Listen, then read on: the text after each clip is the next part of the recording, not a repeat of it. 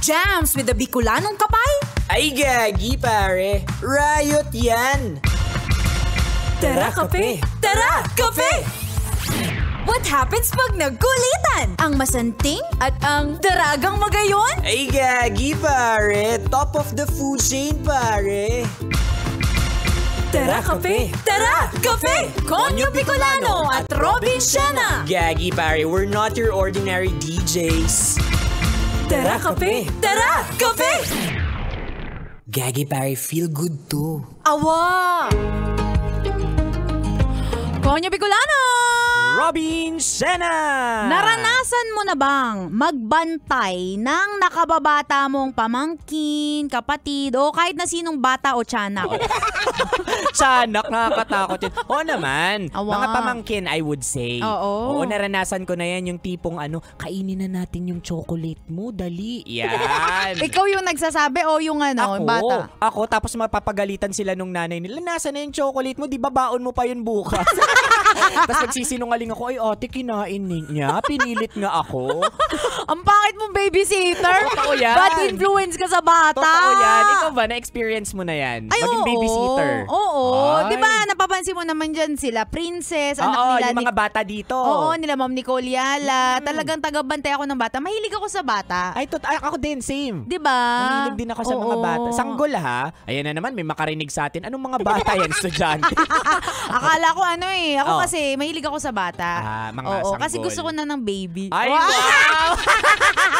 Sana all, Charing no? lang. Uy, pero meron mga tao talaga na magaan yung loob ng mga bata sa kanila. Therefore, nagiging effective silang babysitter. Oh, alam mo daw ba kung bakit? Bakit? Sa Bicol kasi, ibig sabihin daw nun, amoy breast milk ka daw.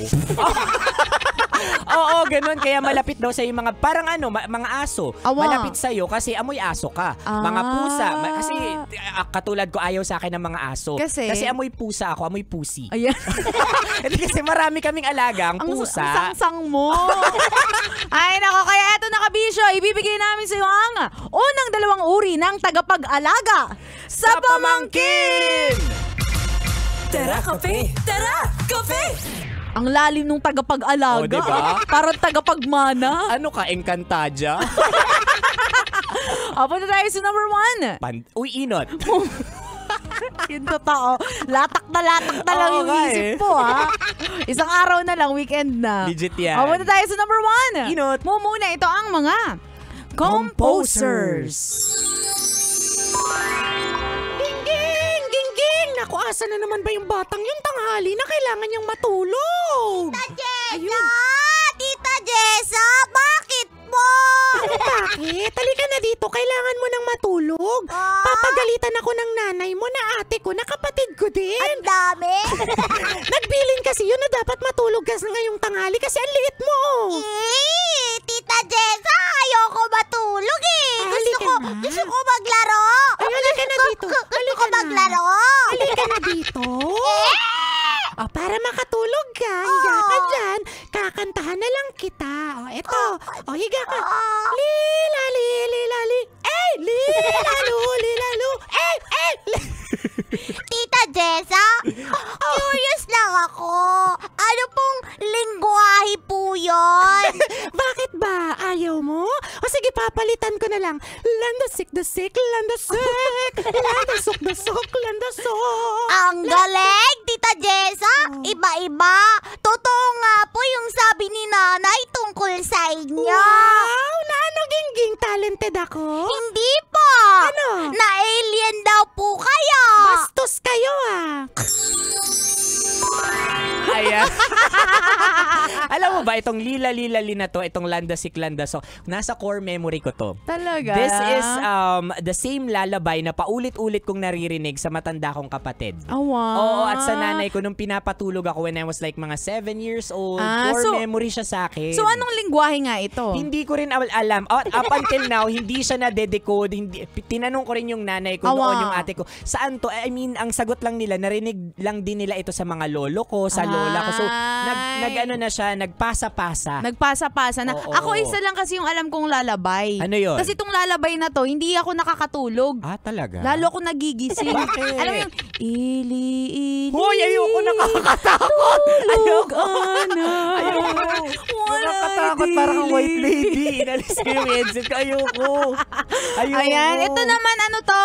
Ilonggo ata? Ilonggo. Bisaya? Nakakatakot kasi napanood ko yan. Yung white lady. Ay! Ayoko. Nagulat. Ayoko, nakakatakot yun. Ay, ewan ko ba bakit yung mga horror movies ginawang pang-horror ang mga lalabay when it's supposed to be pampatulog sa bata? Relaxing dapat. Naku, diba? mga pauso kayo. Anyway, that's number 1. Puro naman tayo sa last but not least, number 2. Pandua. Pangadwa, ito ang mga storytellers. Takot na ako. Oh, Gingging, maiiwan mo na kita kay Tita Jessa mo ha. Kailangan behave ka lang or else wala kang pasalubong mamaya. Okay po, Papa! Ay, ako na. Oy, Gingging, halika dito. Behave ka lang daw, sabi ng papa mo, ha? Behave lang. Tita Jessa, gusto ko po maglaro sa labas. Ay, hindi pwede, Gingging. Gusto ko eh! Tanghaling tapat, mangangamoy araw ka. Tingnan mo ang asim mo na madadagdagan. Okay lang yan. Gingging, sige ka. Alam mo ba, may puting van dyan sa labas. Puting van? Kapag lumabas ka na kukunin ka ng puting van tapos ibibenta yung mga lamang loob mo. Lagot ka, nakakatakot. Yung gusto mo yun, ha? Okay lang. Hindi ka takot? Hindi po. Kasi sa Eskinita, wala namang van na pwedeng pumasok. Ang chikip-chikip eh. Puro pedicab lang. Ikaw, Ate Jessa, hindi ka talaga nag-iisip. Ayan. Di ko alam anong meron sa puting van. Ayan. Well, ako nung kabataan ko, hindi puting van. Isang matandang lalaki na merong dalang malaking sako, not Santa Claus. May dalang sako, nandun daw yung mga bata. Kapag hindi ako natulog ng tanghali, isisilid daw ako doon at hindi na ako makikita. Alam mo mga matatanda, sinisira yung image ng mga fairy tale sa isip ng bata. Totoo yan. Nakakatakot. Diba? And during that, at until now, natatakot ako sa ganong klaseng thought na para sa mga pamangkin ko, syempre ganti-ganti na to. Pinapasa ko ngayon kina Georgina. Ngayon takot na takot sila, may trauma. Kapag ako yung mag-aalaga, ayoko kay uncle, ayoko. Ay, pero nag-evolve na nga rin talaga, no? Yes. From itim na sako to puting van. Pero to answer your question, ano yung puting van na yun? Kasi nagkaroon ng era, siguro mga year 2010. Okay. Oo, na meron talagang mga sindikato daw. Ay, oo. Na nangunguha ng mga bata, tapos puting van na walang plaka. Ay. So yun yung naging image ng ng panakot ng mga matatanda sa batang hindi sumusunod. Actually, hindi ko alam yun. Bakit alam mo, Robin, siya na kahit yung detalye, yung mga detalye na walang plaka, ganyan. Kasi munti ka na ako makuha. Wow! So, alam mo ba ang ibig sabihin niyan? Oo. Kutis mayaman ka. Ay pa. Oo. So ikaw hindi mo pa naranasan? Never. Sa Cavite nga ako nakatira noon. Papunta ako ng MOA. Di ba ang sasakyan mo mga van din, color white na van. Tinutulak ako ng driver palabas. Wala kang pamasahe, alis. Na-judge. Oo.